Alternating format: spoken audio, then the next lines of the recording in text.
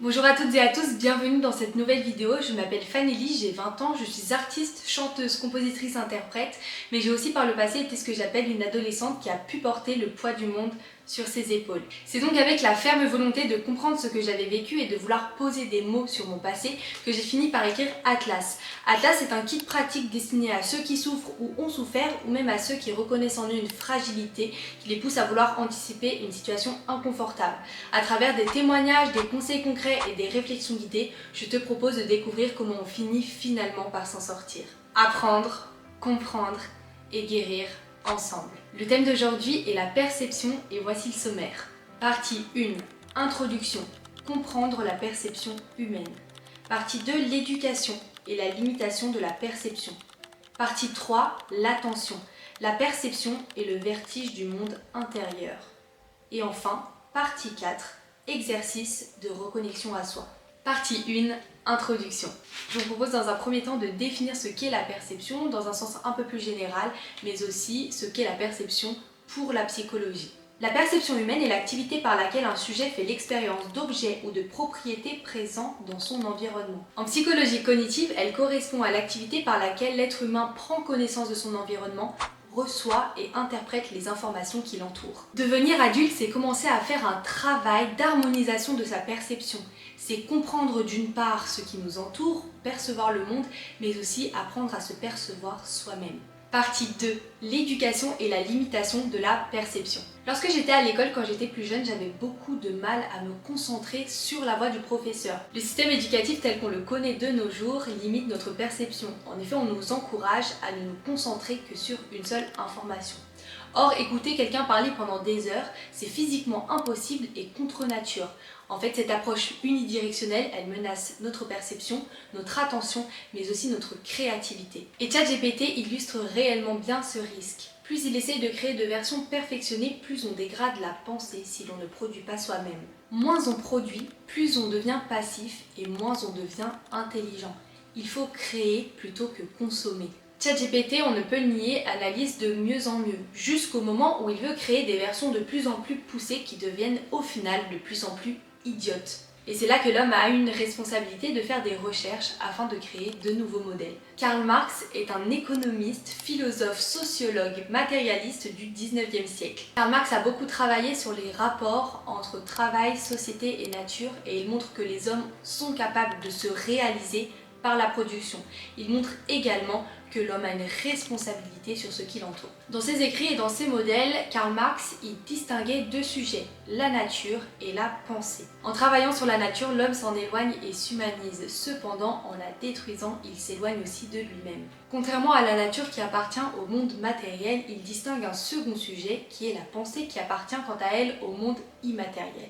La nature a créé l'homme, l'homme a créé la pensée et c'est par la pensée que l'homme parvient à se réaliser, qu'il donne du sens à ses actions et qu'il se définit dans le réel. Plus on est humain, plus notre environnement change et par le travail, on finit par détruire la nature. Sans prise de conscience, il y a destruction et sans réparation, l'homme s'éloigne de l'homme, le rendant de moins en moins humain. Et dans ce cas-là, on pourrait aboutir à une rupture. Aujourd'hui, cette dualité, elle fait écho à l'ère du numérique. On produit de moins en moins, on consomme de plus en plus, et on finit par perdre notre humanité. On confond au final perception et absorption. On consomme des milliers de contenus extrêmement rapides, des images, des réels, des publications Instagram, des vidéos YouTube, sans les digérer et sans nourrir de réflexion. Cette passivité, elle nourrit notre lassitude et détruit peu à peu notre rapport au réel. Selon une étude de Microsoft publiée en 2022, le temps d'attention moyen sur un contenu publié est de 8 secondes.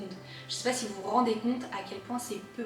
Et tout ça, on le voit parce que les formats courts dominent. 70% des 18-34 ans consomment des vidéos de moins de 10 minutes sur YouTube. C'est dans cette logique-là que je fais des vidéos de 10 minutes, mais attention, sans jamais enlever l'aspect de débat proactif et intellectuel de mes vidéos. Je souhaite vraiment qu'on ait une réflexion intellectuelle autour des sujets que je développe et qu'on refuse de se soumettre à une ère du numérique qui nous détruit. Ne soyons pas victimes des réseaux sociaux et de la consommation rapide. Ce que j'espère vraiment, c'est qu'à terme, on sera capable de transmettre, d'honorer les mémoires, de se rappeler, de continuer à produire, à créer et à imaginer. Parce qu'humain, pourtant, c'est créer une idée, une réflexion, une émotion sincère. Créer, c'est aussi avoir une responsabilité envers le monde et envers soi-même. Dans un univers saturé de contenu, l'enjeu n'est pas de tout voir, mais de choisir ce que l'on regarde. Être responsable de ce que l'on perçoit, c'est être conscient de ce que l'on renvoie. Ainsi, la guérison au sens plus large passe par la reconquête de cette responsabilité. Produire plutôt que subir, ressentir plutôt que fuir et percevoir avec notre conscience plutôt que de consommer sans discernement. Partie 3. L'attention, la perception et le vertige du monde intérieur. À la faculté, j'ai haï être noyée dans une masse impersonnelle. Ne pas appartenir à un cercle, c'est être sans intérêt. La quête d'attention devient alors une compétition. Mais que recherche-t-on réellement dans cette lutte? Être regardé ou être reconnu, être vu ou être compris? Dans nos sociétés modernes, l'attention est devenue une monnaie. Nous nous battons pour la capter comme si exister dépendait du regard des autres. Cette quête épuise et est vaine. Plus on cherche à avoir l'attention des autres, plus on perd la nôtre. Et en réalité, qu'est-ce que l'attention? L'attention est la capacité de notre esprit à se concentrer sur une tâche, un sujet ou un ressenti en filtrant les distractions. C'est un super pouvoir cognitif qui conditionne notre mémoire, notre perception et même notre réalité. Mais il est fragile. Selon plusieurs études, notamment celle de Daniel Goleman sur la psychologie de l'attention, notre cerveau moderne est sans cesse fragmenté par la surstimulation numérique. Chaque notification, chaque image, chaque flux rompt le fil de la pensée et nuit à notre attention. Or, la qualité de notre vie intérieure dépend grandement de la qualité de notre attention.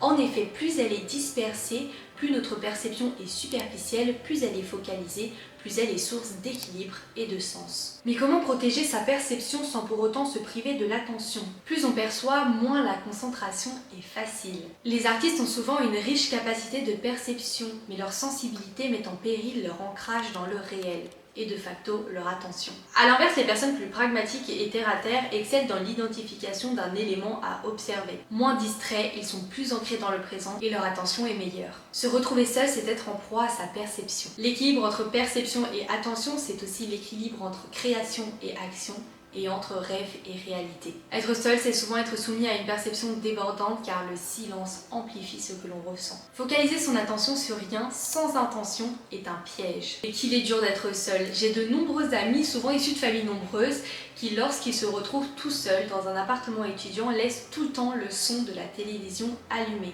comme pour emprisonner les pensées parasites. Pour ma part, j'ai toujours mon casque de musique vissé sur la tête, comme si je ne pouvais envisager ma vie sans bande-son. Parce que l'homme a peur du silence, de l'abstrait et de la vérité, peur de comprendre ce qui ne va pas chez lui et peur d'envisager d'aller mieux. Et les chercheurs Killingsworth et Gilbert ont démontré que l'esprit humain passe 47% de son temps en errance mentale. Autrement dit, la moitié de notre existence se déroule dans un espace intérieur où nos pensées vagabondent librement. Être en dépression, ce n'est pas seulement aller mal, c'est voir différemment. Les neurosciences montrent que la dépression modifie les circuits de la perception. L'amygdale, centre des émotions, s'emballe, tandis que le cortex préfrontal, chargé du recul et du discernement, s'éteint partiellement. Le monde extérieur se vide donc de sens et la perception de soi devient douloureuse. Et cette altération de la perception entraîne une perte de hiérarchisation.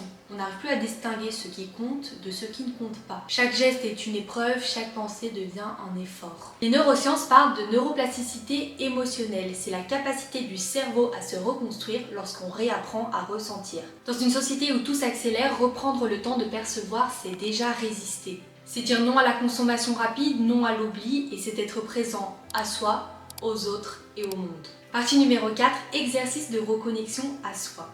Prenons 5 minutes pour faire un exercice. Se ressentir, c'est donner de l'importance à ses émotions et apprendre à les identifier. Il ne s'agit pas toujours d'en comprendre la cause, mais de les vivre pleinement, même quand c'est difficile. Question numéro 1. Quelle est l'intensité de mon émotion? Est-ce qu'elle est faible ou très forte? Question numéro 2. Quelle forme prend-elle? Question numéro 3. Quelle est la couleur de mon émotion? Question numéro 4. Où est-ce que je ressens mon émotion dans mon corps? Question numéro 5. Comment j'explique cette émotion et que dirait-elle si elle pouvait parler? Et voilà, nous en avons donc terminé avec la vidéo d'aujourd'hui sur l'attention et la perception. J'espère que cette vidéo vous aura plu. Si tel est le cas, je vous invite à la commenter, à la liker et à la partager et aussi à vous abonner à cette chaîne. Quant à moi, je vous retrouve très vite pour une nouvelle vidéo dans 2 semaines. Merci beaucoup.